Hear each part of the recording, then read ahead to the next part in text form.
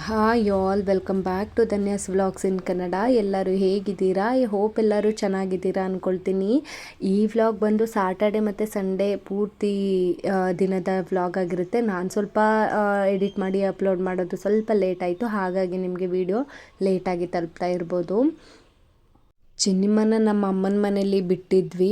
1 weak ಆಯಿತು ಅವಳನ್ನ ಕರ್ಕೊಂಡೋಗಿ ಬಿಟ್ಟು. ಹಾಗಾಗಿ ಹೇಗಿದ್ರು ಇವ್ರಿಗೆ ಸಂಡೇ ಲೀವ್ ಇರುತ್ತೆ ಅಲ್ವಾ, ಹೋಗಿ ನೋಡ್ಕೊಂಡು ಬರೋಣ ಅಂತ ಹೇಳಿ ಅಂದ್ಕೊಂಡು ರೆಡಿ ಆಗ್ತಾ ಇದ್ವಿ. ಮಾರ್ನಿಂಗ್ ಬೆಳಗ್ಗೆ ಬೇಗನೆ ಎದ್ದು ದೇವ್ರ ಪೂಜೆ ಎಲ್ಲ ಮುಗಿಸ್ಕೊಂಡು ಟಿಫನ್ ಕೂಡ ರೆಡಿ ಮಾಡ್ಕೊಂಬಿಡೋಣ ಅಂತ ಹೇಳಿ ಸಿಂಪಲ್ಲಾಗಿ ಶಾವಿಗೆ ಉಪ್ಪಿಟ್ಟನ್ನ ಮಾಡ್ಕೊಳ್ತಾ ಇದ್ದೀನಿ. ಶಾವಿಗೆ ಉಪ್ಪಿಟ್ಟು ಮಾಡ್ಕೊಳ್ಳಿಕ್ಕೆ ಕ್ಯಾರೆಟು ಮತ್ತು ಬೀನ್ಸು, ಬಟಾಣಿ ಇಷ್ಟನ್ನು ಹಾಕಿ ಒಂದು ಕುಕ್ಕರ್ಗೆ 1 ಲೋಟ ನೀರನ್ನು ಹಾಕಿ ಕಟ್ ಮಾಡಿ ಇಟ್ಕೊಂಡಿದ್ದಂತಹ ತರಕಾರಿ ಮತ್ತು ಉಪ್ಪು ಇಷ್ಟನ್ನು ಹಾಕಿ 3 ವಿಷಲ್ ಬರ್ಸ್ಕೊಂಡ್ರೆ ಸಾಕಾಗುತ್ತೆ. ಒಗ್ಗರಣೆಗೆ ಈರುಳ್ಳಿ, ಒಂದು ಚಿಕ್ಕ ಮೆಣಸಿನ್ಕಾಯಿ, ಚಿಕ್ಕ ಟೊಮೊಟೊನ ತಗೊಂಡಿದ್ದೀನಿ. ಶಾವಿಗೆನೂ ಕೂಡ ತೆಗೆದಿಟ್ಕೊಂಡು ಅದನ್ನು ಕೂಡ ವಾಶ್ ಮಾಡಿ ಇಟ್ಕೊಳ್ತೀನಿ. ಅದಾದ ನಂತರ ಒಂದು ಪ್ಯಾನ್ಗೆ ಎಣ್ಣೆ, ಸಾಸಿವೆ, ಹಸಿರು ಮೆಣಸಿನ್ಕಾಯಿ, ಕಡಲೆಬೇಳೆ, ಈರುಳ್ಳಿ, ಟೊಮೊಟೊ ಇಷ್ಟನ್ನು ಹಾಕಿ ನೀಟಾಗಿ ಹಸಿ ವಾಸನೆ ಹೋಗೋ ತನಕ ಫ್ರೈ ಮಾಡ್ಕೊಳ್ತೀನಿ. ಅದಾದ ನಂತರ ನಾವು ಏನು ವಿಷಲ್ ತೆಗೆಸಿ ಇಟ್ಕೊಂಡಿದ್ವಿ ಅಲ್ವಾ ತರಕಾರಿಗಳು, ಅದನ್ನು ಕೂಡ ಹಾಕಿ ಮಿಕ್ಸ್ ಮಾಡ್ಕೊಳ್ತೀನಿ. ಹಸಿ ವಾಸನೆ ಹೋಗೋ ತನಕ ನೀಟಾಗಿ ಫ್ರೈ ಮಾಡಿಕೊಂಡು ಒಂದು ಚಿಟಿಕೆ ಉಪ್ಪು ಹಾಕ್ಕೊಂಡು ಕೂಡ ನಾನು ಮಿಕ್ಸ್ ಮಾಡ್ಕೊಳ್ತೀನಿ. ಅದಾದ ನಂತರ 1 ಸತಿ ಅಥವಾ 2 ಸರ್ತಿ ಶಾವಿಗೆನ ನೀಟಾಗಿ ತೊಳೆದ್ಬಿಟ್ಟು ನೀರನ್ನು ಸೋರಿಸ್ಬಿಟ್ಟು ಆನಂತರ ನಾವು ಏನು ಒಗ್ಗರಣೆ ಹಾಕ್ತಿದ್ದೀವಲ್ವ ಅದಕ್ಕೆ ಸೇರಿಸ್ಕೊಂಡ್ರೆ ಸಾಕಾಗುತ್ತೆ. ಶಾವಿಗೆ ಉದ್ದುದ್ರಾಗಿ ಬರಬೇಕು ಅಂತ ಅಂದರೆ ನೆನೆಸಬಾರ್ದು. ಈ ಥರ ಇನ್ನೇನು ನಾವು ಒಗ್ಗರಣೆ ಹಾಕಾದ ನಂತರ ಶಾವಿಗೆನ ಮಿಕ್ಸ್ ಮಾಡ್ತೀವಿ ಅನ್ನುವಾಗ ಈ ಥರ 2 ಸತಿ ತೊಳೆದ್ಬಿಟ್ಟು ಮಿಕ್ಸ್ ಮಾಡಿಕೊಂಡು ನೀಟಾಗಿ ಒಂದು ಸ್ವಲ್ಪ ರುಚಿಗೆ ತಕ್ಕಷ್ಟು ಉಪ್ಪನ್ನು ಹಾಕಿ ನೀಟಾಗಿ ಮಿಕ್ಸ್ ಮಾಡಿಕೊಂಡು ಇಷ್ಟು ನೀರು ನಾನೇನು ತೋರಿಸಿದ್ನಲ್ವ ಈಗ ಅಷ್ಟು ನೀರನ್ನು ಹಾಕಿ ಅದನ್ನು ಮಿಕ್ಸ್ ಮಾಡಿ ಕ್ಲೋಸ್ ಮಾಡಿ ಇಟ್ಬಿಟ್ರೆ ಅದೇ ಹಬೆಗೆ ಅಳ್ಕೊಳ್ಳುತ್ತೆ, ಚೆನ್ನಾಗಿ ಉದ್ದುದ್ರಾಗ ಕೂಡ ಬರುತ್ತೆ. ನೋಡ್ತಾ ಇರ್ಬೋದು ನೀವು. ತಿಂಡಿ ಅಂತೂ ತುಂಬ ರುಚಿಯಾಗಿ ಉದ್ದುದ್ರಾಗಿ ಚೆನ್ನಾಗಿತ್ತು. ತಿಂಡಿ ಎಲ್ಲ ಮುಗಿಸ್ಕೊಂಡು ರೆಡಿ ಆಗ್ತಾ ಇದ್ದೀನಿ ಇವಾಗ. ಹಸ್ಬೆಂಡ್ಗೇನೋ ಬೇರೆ ಸ್ವಲ್ಪ ಕೆಲಸ ಇತ್ತು ಅಂತ ಹೇಳಿ ಅವರು ಹೊರಟರು. ನಾನು ಕೂಡ ರೆಡಿಯಾಗಿ ಹೊರಟೆ.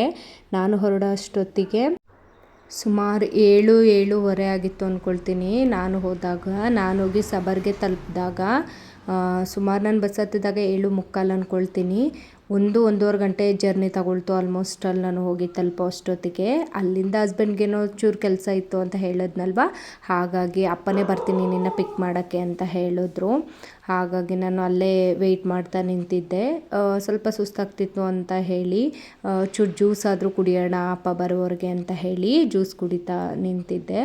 ಅಷ್ಟೊತ್ತಿಗೆ ಅಪ್ಪ ಬಂದು ನನ್ನ ಪಿಕ್ ಮಾಡಲಿಕ್ಕೆ ಅಪ್ಪನ ಜೊತೆ ಬೈಕಲ್ಲಿ ಹೊರಟೆ. ನನಗಂತೂ ಚಿನಿಮ್ಮನ ಯಾವಾಗ ನೋಡ್ತೀನಪ್ಪ ಅಂತ ಅನಿಸ್ಬಿಟ್ಟಿತ್ತು. ನಾನು ಹೋಗೋ ಅಷ್ಟೊತ್ತಿಗೆ ಅವಳು ಹೊರಗಡೆನೇ ಕಾಯ್ತಾ ಇದ್ಲು ಅಂದ್ಕೊಳ್ತೀನಿ. ಬಂದ್ಬಿಟ್ಟು ನಿಂತ್ಕೊಂಡು ಯಾರದು ಅಂತ ನೋಡ್ತಾನೆ ಇದ್ದಾಳೆ. ನಾನು ಹೋದ ತಕ್ಷಣ ಓಡಿ ಬಂದು ತಬ್ಕೊಂಬಿಟ್ಟು ಏನೇನೋ ಮಾತಾಡ್ತಾ ಇತ್ತು ಕಂದ. ಅವಳಿಗೆ ತುಂಬ ಮಿಸ್ ಮಾಡ್ಕೊಳ್ತಿದ್ಲು ಅನಿಸುತ್ತೆ ನಮ್ಮನ್ನು.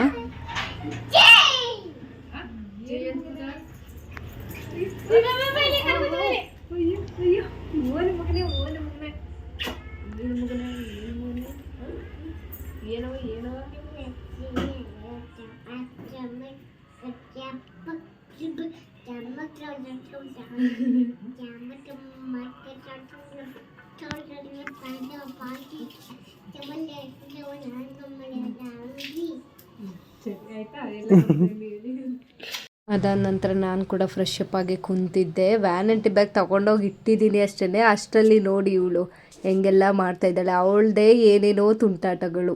ಇಲ್ಲಿ ಲಿಪ್ಸ್ಟಿಕ್ ತಗೊಂಡು ಹೆಂಗೆಲ್ಲ ಮಾಡ್ತಿದ್ದಾಳೆ.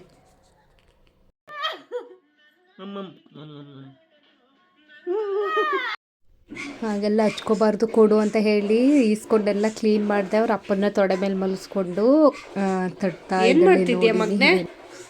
ಬಂಗಾರಿ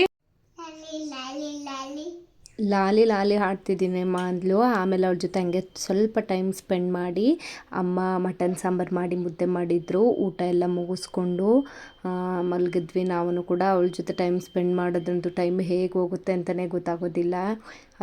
ಊಟ ಎಲ್ಲ ಮುಗಿಸಿ ಮಲ್ಕೊಂಡು ಮಾರ್ನಿಂಗ್ ಬೆಳಗ್ಗೆ ಬೇಗನೆ ಎದ್ದು ಹೊರಟ್ವಿ ನಾವು. ಇನ್ ಕೇಸ್ ಅವಳು ಎದ್ದರೆ ಅಳ್ಬೋದು ಅಂತ ಹೇಳಿ. ಇನ್ನು ಈ ವಿಡಿಯೋ ಕೂಡ ಇಲ್ಲಿಗೆ ಎಂಡ್ ಮಾಡ್ತಾ ಇದ್ದೀನಿ. ಈ ವಿಡಿಯೋ ಯಾರಿಗೆಲ್ಲ ಇಷ್ಟ ಆಯಿತು ಪ್ಲೀಸ್ ಒಂದು ಲೈಕ್ ಮಾಡಿ. ಇನ್ನು ಯಾರನ್ನ ನಮ್ಮ ಚಾನಲ್ನ ಸಬ್ಸ್ಕ್ರೈಬ್ ಮಾಡ್ತಾ ನೋಡ್ತಿದ್ದೀರೋ ಪ್ಲೀಸ್ ಸಬ್ಸ್ಕ್ರೈಬ್ ಮಾಡ್ಕೊಂಡು ಕೂಡ ನೋಡಿ. Thank you all.